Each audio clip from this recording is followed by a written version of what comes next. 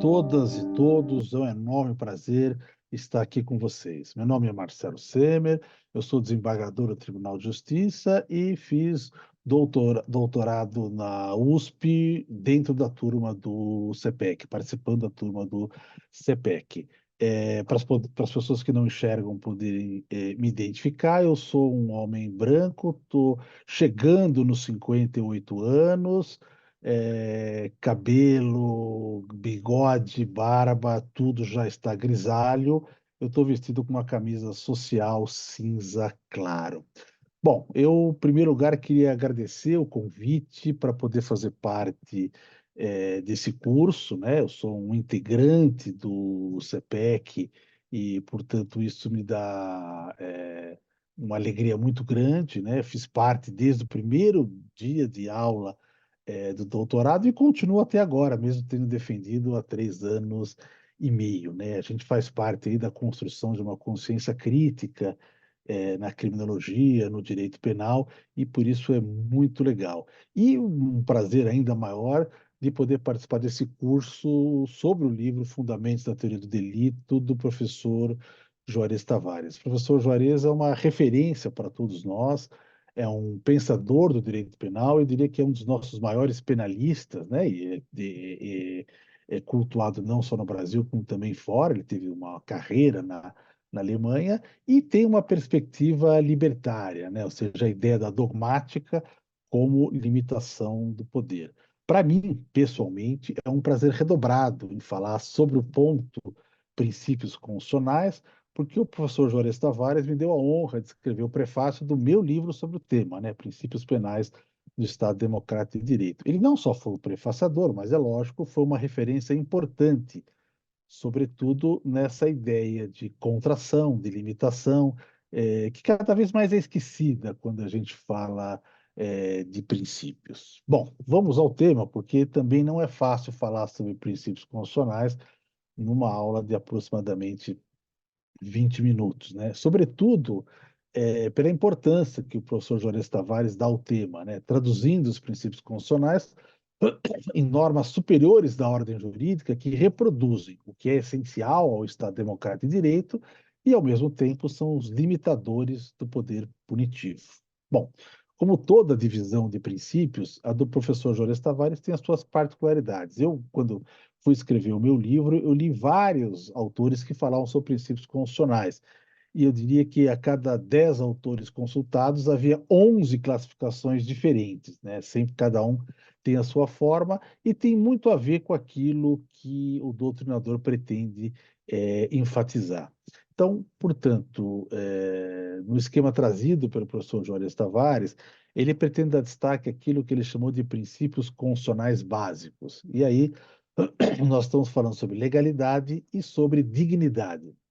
E depois ele vai falar dos outros princípios constitucionais que ele já avisa de antemão que não será uma relação fechada, porque eles vão se desdobrando em outros e a dogmática vai descobrindo e refinando novos princípios. Eu sempre entendi a ideia dos princípios como uma teia articulada, né? Inclusive, é muito comum que a gente vai encontrar sobreposições, né? Um princípio tal e outro princípio tal, eles, de certa forma, tratam de assuntos muito correlatos.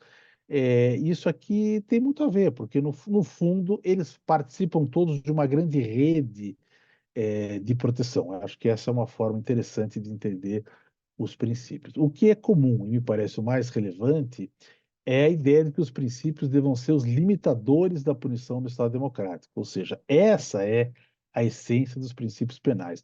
Toda vez que a gente estiver aplicando o princípio penal e ele não estiver limitando a punição do Estado, é porque a gente está fazendo alguma coisa errada, né? Eu costumo dizer que também existe aí o uso cínico dos direitos fundamentais, né? Quer dizer, é uma forma de você utilizar o princípio como um álibi, mas para aumentar a punição. E, obviamente, quando nós fazemos isso, nós estamos fazendo errado. Acho que isso é importante e talvez a lição mais importante do professor Juarez Tavares, que ele vai falar em relação aos princípios, em relação às limitações do poder punitivo, a limitação do formal, portanto, a existência da lei, e a limitação do material, ou seja, o que deve ser preservado de modo a permitir o poder punitivo, ou seja, como a sociedade consegue viver com o poder punitivo. Quando o poder punitivo impede que nós exerçamos as nossas liberdades, as nossas dignidades, enfim, é sinal de que há uma superposição indevida. O importante para entender a doutrina do professor Juarez Tavares é que não se trata de uma análise retórica do direito penal, né? Quando ele põe a nu os limites, ele expõe tudo aquilo que deve ficar fora do âmbito da punição e projeta os princípios como norteadores das interpretações dogmáticas, ou seja, o que que ele está querendo dizer? Que os princípios fazem parte e interferem na teoria do delito, né? Portanto, algumas vezes a gente vai tocar nesse ponto, né? Ou seja, que a função dele será também uma forma de auxiliar a interpretação, né? Dentro da dogmática. Bom, então, começamos pelo começo, é o princípio da legalidade. É um princípio que, por estar na lei, ele se transforma em uma regra, que, aliás, encabeça o nosso Código Penal, né? Não há crime sem lei anterior que o defina, não há pena sem prévia combinação legal. É interessante constatar, do ponto de vista, digamos assim, histórico, né, que o princípio da legalidade, ele nasce como anteparo ao poder do monarca, né? Um princípio que nasce no absolutismo, né? Que nasce como reação ao absolutismo, ou pelo menos que ele se consolida nesse momento, né? Há histórias de fragmentos, indícios e referências da formação do princípio anteriormente, mas ele se consolida nesse momento como anteparo ao poder do monarca absolutista. Mas ele tem muito mais aplicação hoje mesmo, como anteparo à decisão do juiz. E é isso que a gente vai ver daqui para frente. Os corolários do princípio da legalidade são quatro, né? O postulado da taxatividade, a proibição do uso de analogia, a proibição da retroatividade da lei mais rigorosa e a exigência da criminalização escrita. E eu vou passar para vocês algumas questões que o professor Juarez Tavares enfatiza em relação a isso. A gente não vai fazer uma aula longa sobre o princípio da legalidade, que não cabe nesse curso, mas algumas questões que o professor Juarez Tavares chama a atenção e que são efetivamente importantes. O corolário da taxatividade é a indicação com precisão dos elementos que compõem a conduta, né? Ou seja, não basta uma definição genérica. Aí ele vai usar o exemplo do obstruir a justiça. Não basta dizer obstruir a justiça. É preciso indicar de que forma seria essa obstrução. Toda vez que ela emprega expressões incertas, ela está violando o postulado da taxatividade. E por que que isso é ruim? É ruim porque a ideia da legalidade é você impor um limite ao juiz. Se você empregar expressões incertas, você está devolvendo ao juiz a capacidade de criar o direito. Então, você está retirando o limite. O limite só funciona se você exercer efetivamente, ou seja, portanto, de forma taxativa.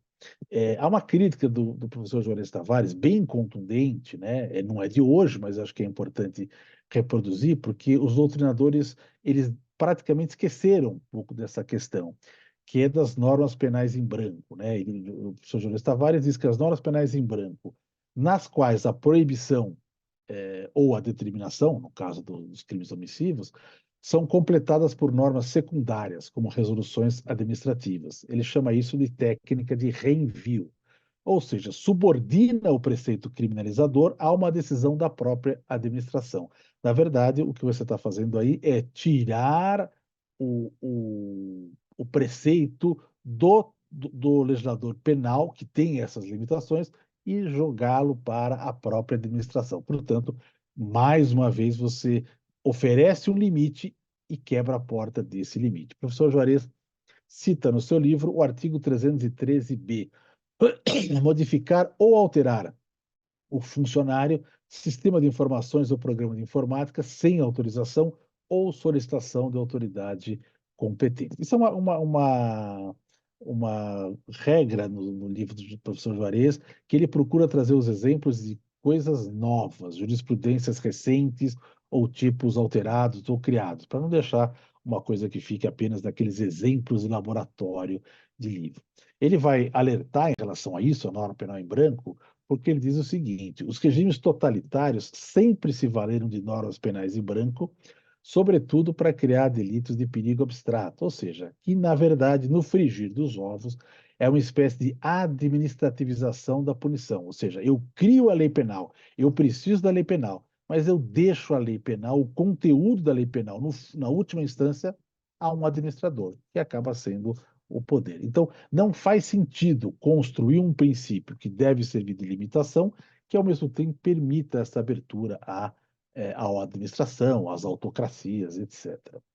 Por outro lado, ele vai lembrar também que a ideia da legalidade está vinculada à orientação, né? Ou seja, por que que é importante que exista uma lei prévia? Também para que as pessoas saibam se comportar, ou seja, a partir do momento que eu conheço a lei penal, eu posso dizer o que eu não devo fazer. Ou seja, as pessoas precisam saber o que é proibido e as pessoas precisam saber claramente o que é proibido, para que elas não tenham dúvida. Se a gente vai criar uma lei penal que deixa com que as pessoas tenham dúvida se elas estão infringindo ou não estão infringindo, não vale nada.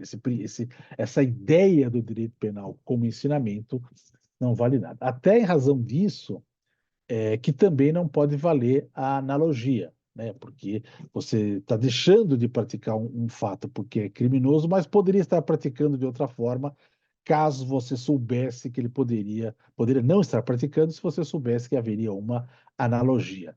Ele vai falar a respeito da analogia legis, né? A transposição à norma do preceito legal específico, a analogia iuris, né? A transposição à norma de princípios de outros ramos do direito. Ele cita um exemplo interessante sobre essa ampliação analógica. E eu falo que é interessante porque é algo que efetivamente aconteceu. E ele fala o seguinte: o tribunal não pode fazer uma ampliação analógica de causas de interrupção da prescrição. E exatamente o que o tribunal fez, o Supremo fez recentemente, ao incorporar a decisão que confirma a condenação entre as causas interruptivas da prescrição. Ah, mas ela é lógica, ah, mas é razoável. Nós vamos analisar a decisão do Supremo, vai estar repleto dessas afirmações, que é lógico, que é razoável, que não faz sentido, mas tudo isso tem a ver com a ideia de analogia e não tem a ver com a ideia da proibição da analogia, que é o cerne do princípio da legalidade. Bom, enfim, por isso mesmo, mais uma razão para a gente dizer que a legalidade tende a limitar mesmo o poder do juiz, do tribunal, do Supremo, etc. e tal. Com relação à irretroatividade, né, o Juarez também traz uma questão interessante, né, que ele também deve atingir a mudança jurisprudencial. A ideia da irretroatividade é a seguinte: básica é a ideia da lei, né? Quer dizer, a lei deve ser prévia, né? Do princípio da legalidade exige que ela seja prévia. Portanto, se eu criar uma lei posterior ao fato, eu não posso entender esse fato como criminoso. E o mesmo acontece quando eu aumento a pena depois do fato.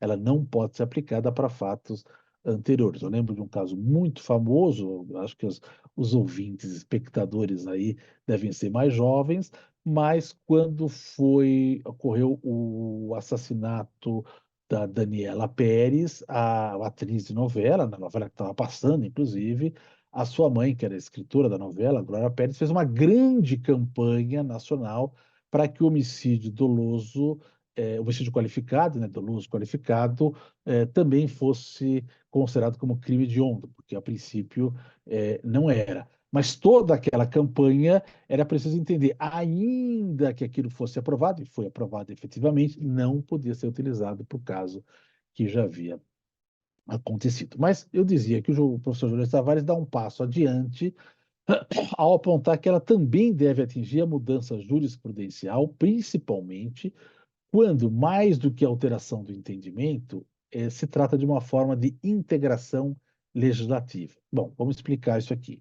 O Juarez vai dizer o seguinte: a integração legislativa, na decisão do tribunal, sempre que o tribunal acrescenta ao enunciado legal um elemento que nele não estava previsto e nem estava autorizado por uma interpretação analógica. Aí o exemplo que trago sou eu mesmo, né?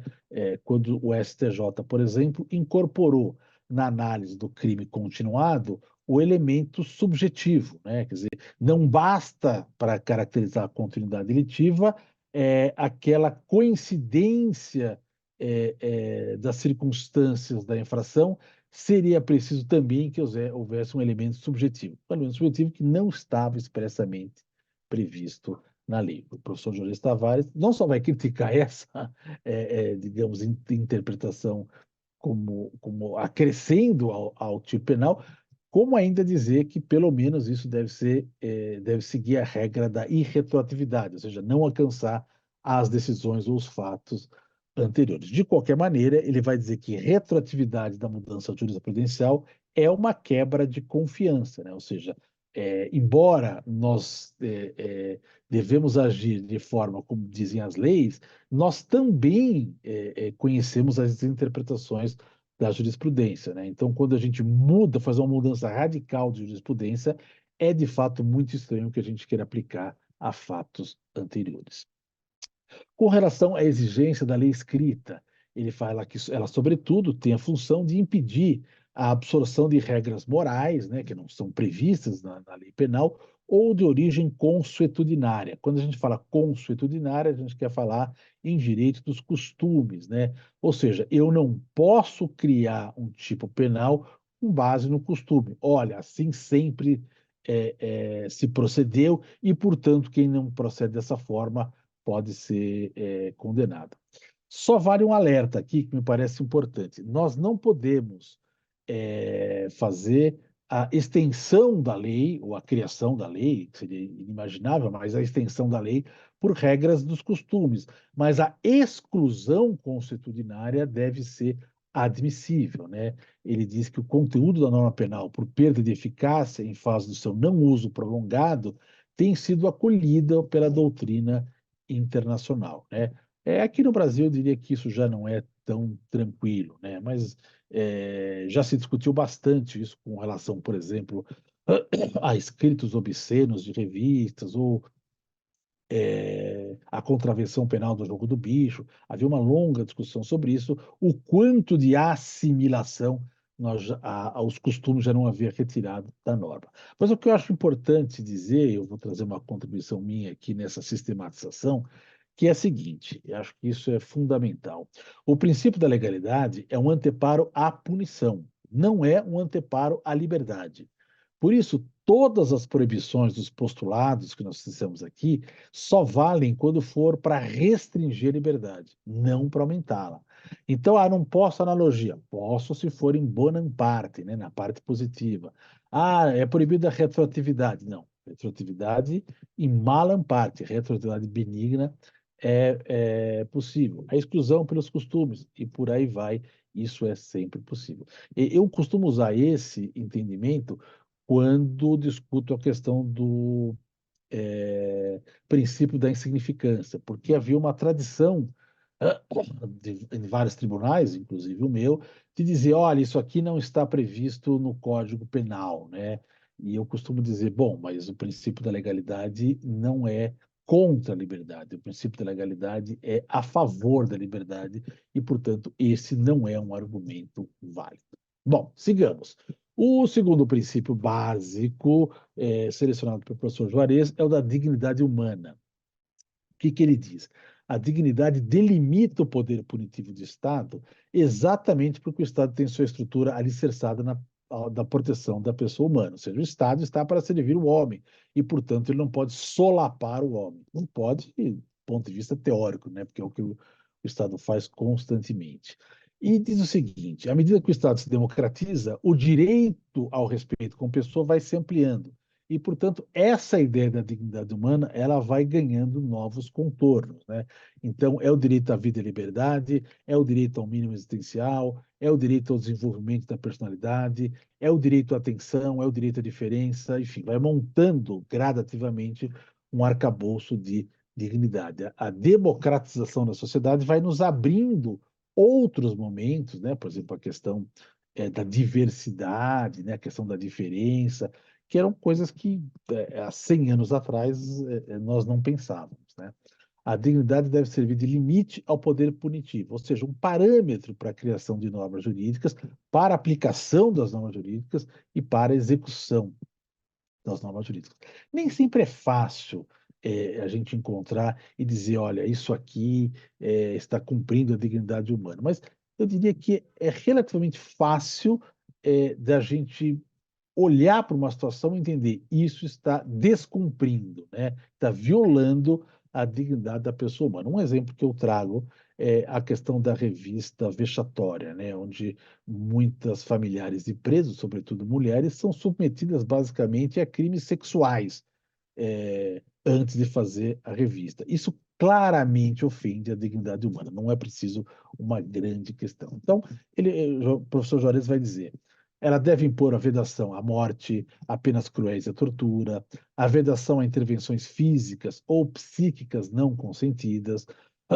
Psíquicas não consentidas, eu lembro muito daquele filme Laranja Mecânica, mas também acho que é uma referência muito antiga, né? Acho que vocês talvez não tenham visto, mas como os filmes continuam aí, é interessante. É bem o caso de uma intervenção psíquica não consentida. Também deve impor vedação à restrição da liberdade apenas com uma forma simbólica para defender a segurança, a violação à vida privada, à intimidade, a esterilização forçada, que essa não acontece mais no direito penal, mais acontecia por vias perversas aí no direito de família ou da infância e juventude, acontecia muito, às vezes acontece ainda. O cerceamento injustificado da liberdade de expressão, por exemplo, caso típico isso, de impedir que uma pessoa que seja presa possa conceder uma entrevista, né? Nós vimos isso num caso claríssimo com o ex-presidente Lula.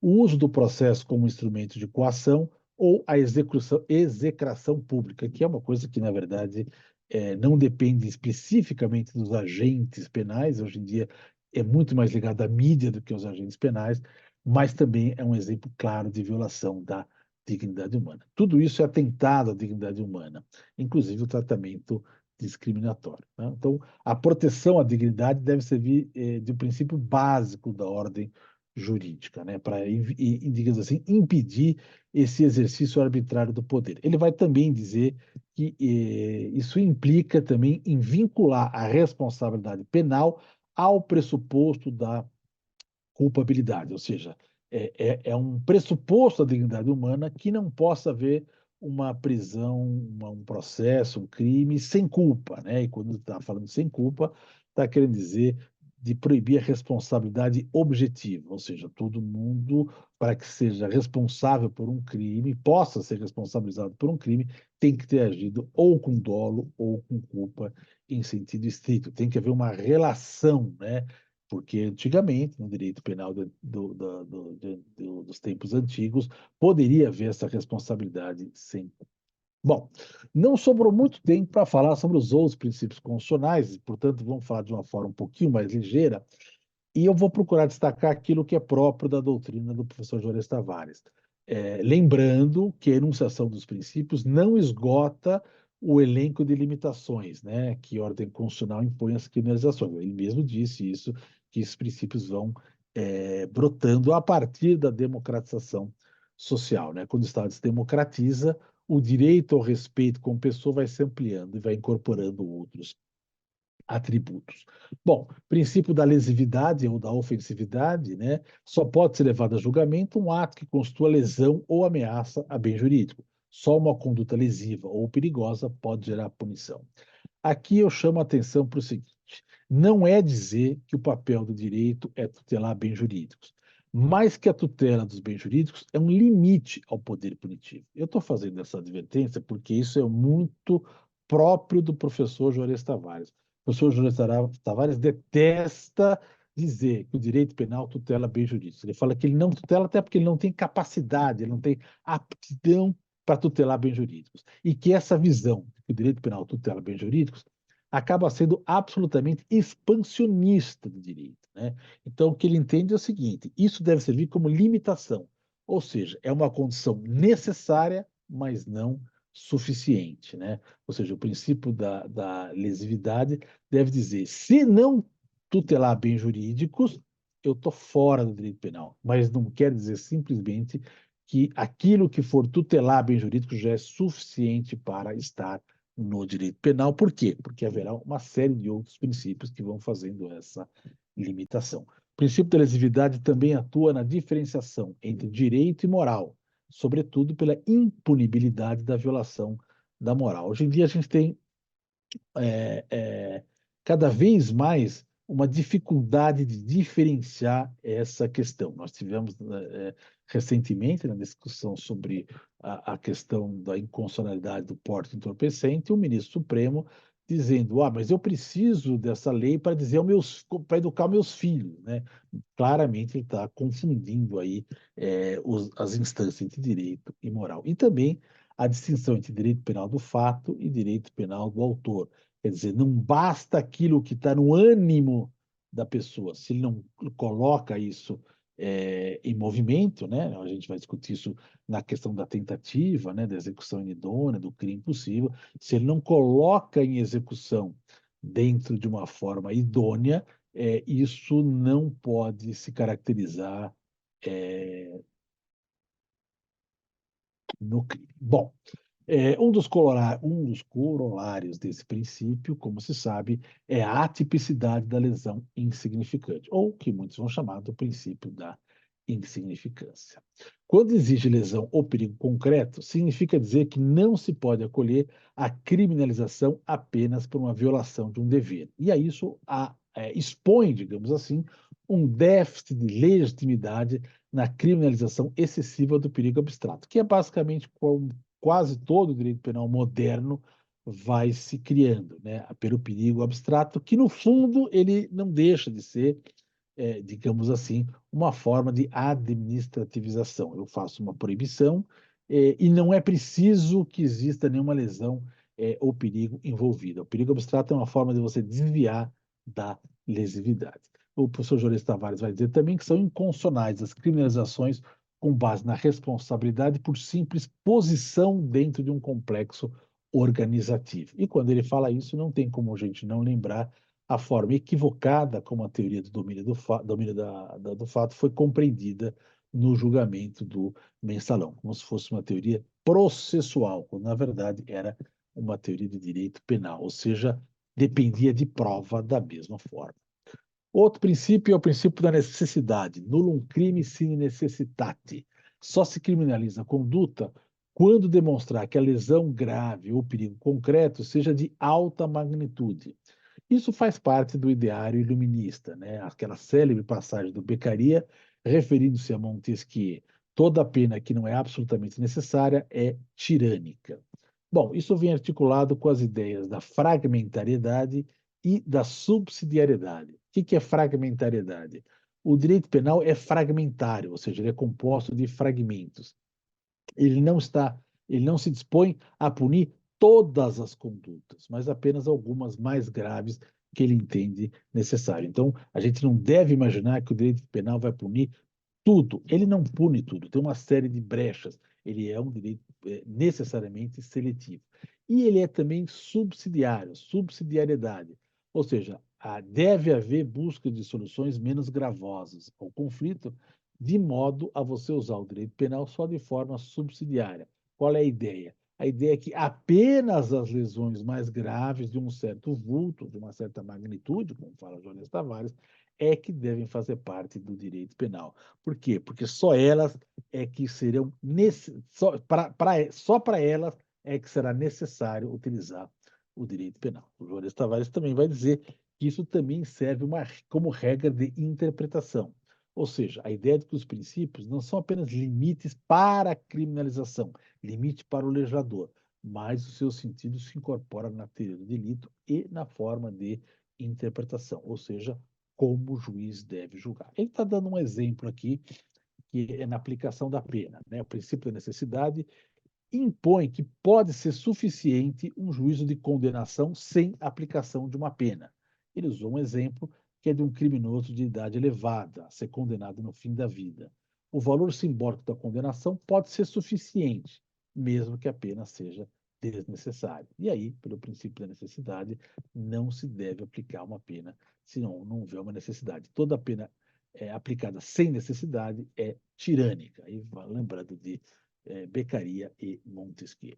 Outro princípio muito próximo é o da intervenção mínima, né? Nem todo conflito deve se traduzir num delito, ele pode prescindir de uma solução menos radical. É possível incorporar ao direito penal a lesão que seja intolerável, mas não aquela que pode ser tolerada de outra forma, não a que pode ser resolvida com outros mecanismos. O princípio deve orientar o legislador a não criminalizar, por exemplo, o perigo abstrato, que pode ser resolvido por intermédio das multas, sobretudo nas situações nas quais não se dimensiona a alteração da realidade empírica, né? Um perigo abstrato que não pode ser demonstrado.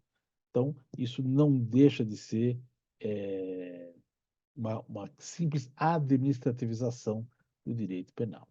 Numa teoria crítica do delito, vai dizer o professor Jorge Tavares, a intervenção mínima não é apenas um princípio de ordem pública, mas é um elemento fundamental de redução dogmática, ou seja, quando eu vou interpretar. Eu trago aqui a minha contribuição. Eu acho que a intervenção mínima tem a ver também, por exemplo, com a aplicação da pena. É isso que vai nos dizer, né, que nós devemos fixar a pena com base no mínimo legal. Porque para sair do mínimo legal, eu preciso provar uma necessidade, eu preciso ter uma intervenção maior. Quando eu me disponho, né, quando o direito penal do Estado Democrático de Direito se dispõe a ter uma intervenção mínima, então, portanto, é preciso uma comprovação da necessidade de uma intervenção maior do que a mínima. Princípio da idoneidade. A criminalização não pode ultrapassar o que é adequado para prevenir o delito, né? Certas definições de condutas criminosas não são capazes de serem acolhidas por amplos setores da sociedade. Portanto, sua punição não tem eficácia. Um exemplo claro disso é a criminalização do aborto, né? Fundamentalmente, tanto o aborto quanto a posse de entorpecente para uso pessoal. Fundamentalmente, a criminalização não é capaz de ser incorporada e não é capaz de ser acolhida. Portanto, pouco importa se existe a criminalização ou não a criminalização, as condutas continuam sendo praticadas. Por quê? Porque, bom, no caso do aborto, há uma questão de fundo muito mais importante do que a questão da criminalização. Portanto, as pessoas vão fazer isso independentemente de serem criminalizadas ou não. Talvez buscar caminhos diversos. A partir do momento que a lei deixa de representar uma mensagem aos sujeitos, que era a sua função orientar, o que acontece é que isso põe a nu a falácia do caráter preventivo do direito penal. Então, eu vou criminalizar o aborto por que motivo? Ah, porque eu estou tutelando a vida. E quando nós nos deparamos com as situações que acontecem no mundo real, o aborto causa mais morte do que tutelar a vida.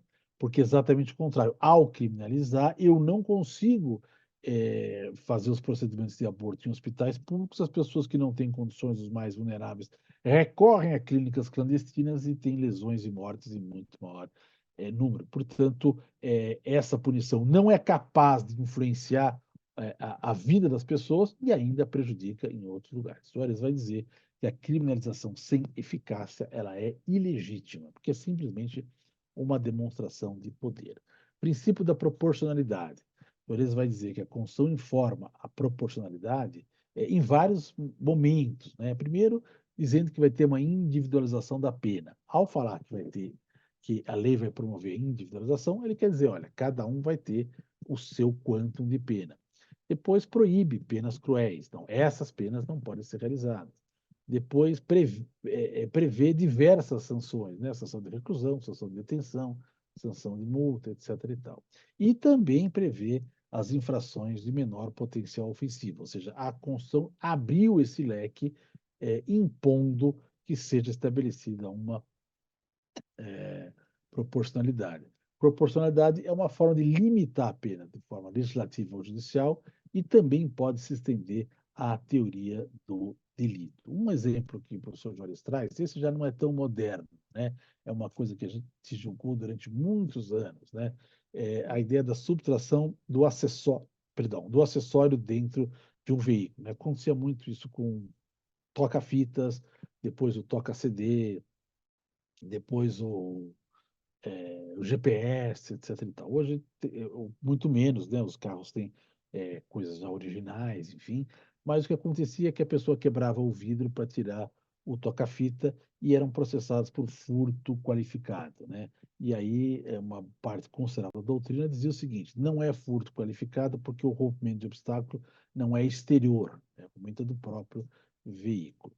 E eu não posso considerar furto qualificado a subtração do toca-fitas se levasse o veículo em si, não seria um furto qualificado, seria um furto simples, porque o rompimento do vidro é inerente ao veículo. E, portanto, aí vem a questão da proporcionalidade. Se eu não posso, a subtração de acessório não pode ser punida de forma mais grave que a subtração do principal. Hoje, essa tese, infelizmente, não tem tido mais a mesma repercussão de antes. Ela disputou durante muito tempo isso, hoje ela não vinga mais, pelo menos por hora, na jurisprudência. Bom, sobraram dois princípios que o professor Juarez Tavares traz que não seriam propriamente ideia do direito penal, mas aí eles estão coligados. Primeiro, o princípio do ne bis in idem, né? Que é a proibição da dupla incriminação. Ele vai dizer que originalmente se pensa nele como um princípio processual, que é a garantia da coisa julgada, mas ele fala que também é um princípio de índole substancial, de índole material, ou seja, do direito penal. É este princípio que vai informar aquilo que a gente conhece como concurso aparente de normas, especialidade, consunção, crime meio e etc. A novidade do pensamento do professor Juarez Tavares é dizer que ele também se aplica, deve se aplicar, às relações entre infrações penais e infrações administrativas. É muito comum que você tenha um processo administrativo baseado numa infração penal. Ou seja, houve um ato de corrupção, um ato de desvio, peculato, muito comum peculato, por exemplo, e daquele ato do direito administrativo brota um processo penal. O professor Juarez vai dizer: se as duas acusações são idênticas, ou seja, versam sobre a mesma natureza, eu estaria praticando um bis in idem se eu condenasse no direito penal e depois condenasse também no direito administrativo. O predomínio da jurisprudência ainda é para a ideia da independência das instâncias, mas essa é uma questão que o professor Juarez coloca do ponto de vista constitucional. E, hoje em dia, na verdade, nós temos, muitas vezes, três punições, né? Não só a punição administrativa, com a punição penal, com a punição pelas ações de improbidade, né? Então, muitas vezes, você vai reunir, na verdade, três coisas. De fato, acaba sendo uma coisa exagerada. Bom, e a última questão que o professor Juarez coloca é da presunção de inocência, que também tem uma origem procedimental, né? É, mas que ele entende que também é um princípio de natureza penal. É um elemento auxiliar de interpretação das normas penais.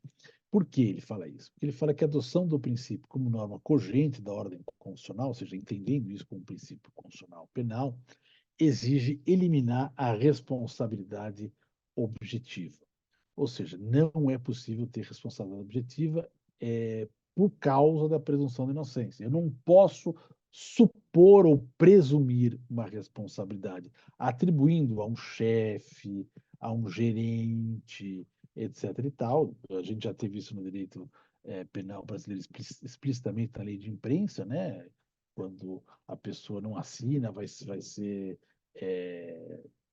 a sua matéria era de responsabilidade do chefe, do gerente, do editor, etc. e tal, mas porque a apuração de culpabilidade deve ter um grau de certeza, não probabilidade. Portanto, eu não posso fazer nenhum tipo de presunção em relação a isso e, portanto, por esse motivo, né, por eliminar a ideia da responsabilidade objetiva, é que o professor Juarez diz que o princípio não é meramente processual, mas é também de direito penal. A interpretação da norma criminalizadora não deve ser orientada para a afirmação da responsabilidade, mas deve ser orientada para limitar o exercício do poder punitivo. Com essa frase, o professor Jorge Tavares, na verdade, condensa toda a sua ideia sobre princípios penais, né? Quer dizer, a função da dogmática, a função do direito é limitar o exercício do poder punitivo. Até porque não é o direito penal que criou a forma de punição, né? A punição sempre existiu, né? A ideia é que o direito penal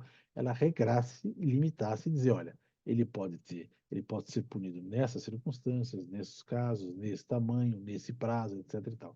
Essa é a ideia da formalização do controle e é também a ideia do sentido da presunção de inocência. E, por fim, o professor Juarez Tavares vai dizer que ela não pode ser flexibilizada por força de decisão judicial, ou seja, não pode haver ponderação de bens com o princípio da presunção de inocência. E é basicamente isso que a gente constatou quando o Supremo julgou lá em 2016 a legalidade da chamada prisão em segundo grau ou da execução imediata da pena, que uma decisão casuística com muito condimento da época, né, da época da Lava Jato, enfim, e que depois foi é, retornou, o Supremo retornou ao seu lugar de origem, é, dando, dando valor à presunção de inocência. Mesmo assim, se eu não estou enganado, foi por uma margem estreita de votos aí. No caso da presunção de inocência, né,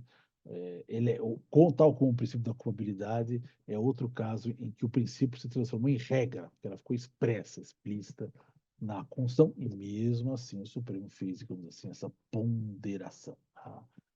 Eu termino aqui com essa crítica do professor Juarez Tavares. Embora não seja direta especificamente isso, eu que trouxe o exemplo, mas é bem oportuno. Enfim, de forma resumida, como cabe nesse curso aqui, é como o professor Juarez Tavares trata dos princípios constitucionais. A importância dos princípios constitucionais é entender o seguinte, o direito penal não está todo ele contido no Código, todo ele contido nas leis penais, Código e legislação extravagante. O que nós temos são os princípios constitucionais, que são uma decorrência do nosso Estado democrático de direito, que informam como as leis devem agir. Como os legisladores não prestam atenção muitas vezes a isso, eles produzem leis frequentemente, né, com frequência, eles produzem leis inconstitucionais. Então, grande parte do trabalho do intérprete no direito penal, né, do juiz criminal, é reconhecer quais as leis que são constitucionais, quais as leis que não são constitucionais, que é basicamente com essas orientações que o professor Juarez Tavares nos deu.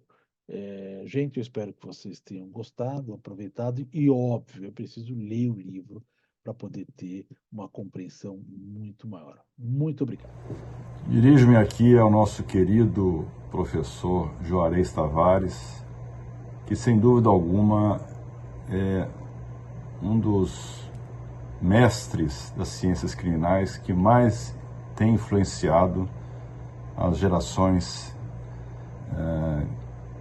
que tiveram o privilégio, como eu, de diretamente conhecê-lo e poder usufruir da sua cultura jurídica, do seu tirocínio, da sua seriedade, do seu comprometimento acadêmico, de modo que qualquer homenagem à sua pessoa, meu querido Juarez, é muito bem-vinda, muito merecida, né? Eu tenho no meu gabinete um quadro com cerca de 80 juristas do passado e alguns do presente, grandes juristas das ciências criminais. E o seu nome, a sua foto está lá porque você, sem dúvida alguma, é alguém que representa o nosso melhor do direito penal. Muito obrigado por toda a sua contribuição às ciências jurídicas. Um abraço.